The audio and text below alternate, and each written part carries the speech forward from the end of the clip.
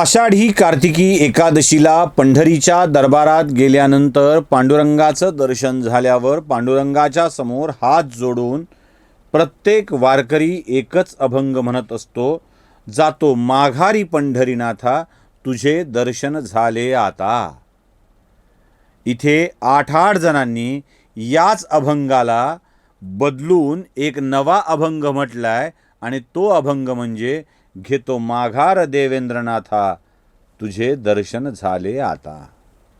विधान परिषद निवडणुकीच्या निमित्ताने उमेदवारी अर्ज माघारी घेऊन महाविकास आघाडीच्या लोकांनी हे स्पष्ट करून दाखवलं आहे की देवेंद्रनाथाचे दर्शन झाल्यानंतर माघारी जायला हरकत नाही. आता घेतो माघार देवेंद्रनाथा म्हणायचं आहे की येतो माघारी देवेंद्रनाथा म्हणायचं आहे, हे त्यांच्या मनावर आहे.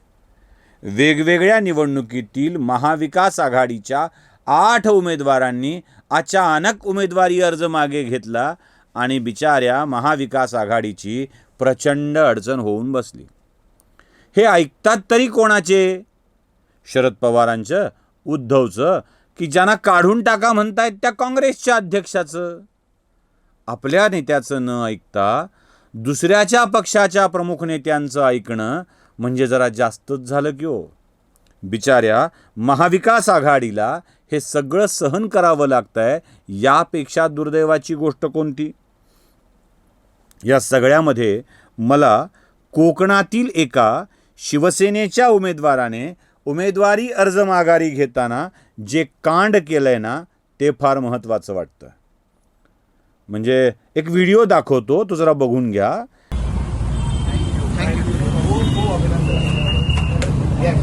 माघारी घेतला नितेश राणेंच्या सोबत ते विक्ट्रीचं चिन्ह दाखवत होते. कोणाची विक्ट्री हो, कोणाची विक्ट्री? उद्धव ठाकरे तोंडावर आपटले उमेदवारी देऊन आणि पुन्हा त्या पक्षातून काढून टाकायची वेळ आली. आमच्या संजय राऊतांचा जळफळाट तर फारच भारी होता. संजय राऊतांना कसं आहे माहीत आहे का, ते आकडे फार भारी भारी सांगतात. म्हणजे एकनाथ शिंदेनी पक्ष फोडला, 50 कोटीचा घोळ सांगितला त्यांनी, 50 खोके एकदम ओके नावाची घोषणा त्यांनी महाराष्ट्रामध्ये रुजवली. ते 40 लोक पहिल्यांदा गेले होते, 5-20 200 कोटी रुपये 500च्या नोटीत द्यायचं ठरलं तर काय बनलं होतील आणि कसे दिले असतील.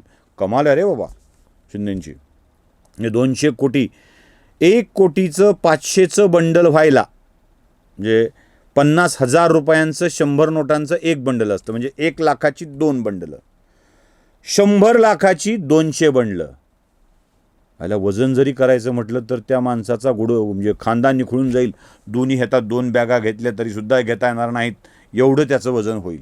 असो, संजय राऊतांना आकडे फार मोठे मोठे सांगायचं. यांनी या ट्विटमध्ये 150 कोटीचा घोळ झाला म्हणून सांगितलं. 150 कोटी रुपये एका आमदारकीसाठी 150 कोटी वाटायचे ठरल्यावर संजय राऊतांना म्हणायचं असेल सबको सब मिल रहा है मेरे को कब मिलेगा. म्हणजे प्रसादाची खीर वाटून संपली आणि मी माझी वाटी रिकामीच राहिली, असं तर म्हणायचं नाही आहे ना. म्हणजे आपल्याला माहीत नाही काय 150 कोटी लागलेत का नाही लागलेत, यांची इच्छा आहे की नाही घ्यायची, पण झालं आहे.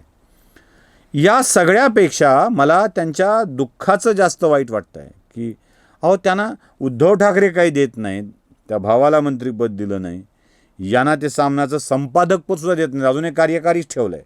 म्हणजे कार्य यांनी करायचं आणि संपादक ते असतील असं ते ठेवलेलं आहे. आजकाल दोघंही काम करत नाही, सोडून द्या, बाकीच्या लोकांवरच चाललं आहे ते. पण या सगळ्यामध्ये एक वाक्य मला खूप महत्त्वाचं वाटलं, जे लिहिलं गेलेलं होतं. त्या बाळ माने ज्या उमेदवारांनी अर्ज माघारी घेतला त्यांनी आपलं स्टेटस ठेवलं होतं. ते स्टेटसचं वाक्य होतं, revenge is just waste of time. बदला ही आपण वाया घालत असलेला वेळ आहे. कुणाला बरं म्हणाले असतील बाळ माने? उद्धव ठाकरेंना म्हणाले असतील की संजय राऊतांना? कुणाला म्हणाले असतील? मी आपला उगाच विचार करतो, रिव्हेंज रिव्हेंज रिव्हेंज रिव्हेंज, बदला बदला बदला, सूड सूड सूड, आणि सूड जवळ थांबलो आणि उद्धव ठाकरेंचं एक वाक्य ऐकलं, पण या वेळेला मला सूड उगवून पाहिजे. सूड सूड आणि सूड, होय सूड. सूड हवाय मला, सूड. उद्धव ठाकरेंना बाळ माने म्हणाले. आता बाळ समजून सांगायला, उद्धव ठाकरे माने न माने माहीत नाही आपल्याला, पण उद्धव ठाकरेंचे बाळ माने उद्धव ठाकरेंना समजावून सांगतायत की बदला घेणे हा वेळेचा अपव्यय आहे. पण उद्धव ठाकरेंना मात्र सूड घेतल्याशिवाय राहवत नाही. यापेक्षा वाईट गोष्ट कोणती? उद्धव ठाकरेंना दुसरा झटका बसला तो छत्रपती संभाजीनगर जालना या स्थानिक स्वराज्य संस्थेच्या मतदारसंघात. जिल्हा परिषदेचे अध्यक्ष होण्यासाठी आलेल्या देवयानी डोणगावकर यांनी अचानक उमेदवारी माघारी घेतली. डोणगावकर म्हणजे भाजपच्या माजी संरक्षण मंत्र्याच्या, केंद्रीय संरक्षण राज्यमंत्र्यांच्या कोण बरं, सुभाष भामरे नावाचे एक संरक्षण राज्यमंत्री होते बघा, त्यांच्या कोणीतरी या असाव्यात. म्हणजे उद्धव ठाकरेंनी भाजपच्या निकटवर्तीयाच्यावरती विश्वास टाकला आणि त्यांनी बरोबर उद्धव ठाकरेंचा विश्वास टाकला. मग लोकांनी उठवलं, कारखान्याला नोटीस आली, कारखाना वाचवायसाठी आम्हाला हा निर्णय घ्यावा लागला आणि दबावातून निर्णय घेतला. मग पुन्हा लोकांनी सांगितलं की ह्या काही कामाच्या नाहीत, मग उद्धव ठाकरेंनी काढून टाकलं. शोलेचा आसराने बघितलाय का तो जेलर, अंग्रेज की जमाने की जेलर है हम, आणि तो एक वाक्य बोलतो असतो, आधे इधर जाओ आधे उधर जाओ बाकी मेरे पीछे आओ. तसं अर्धे शिंदेसोबत गेले, अर्धे उद्धवने हाकालले आणि उद्धवच्या मागं कोण उरलं?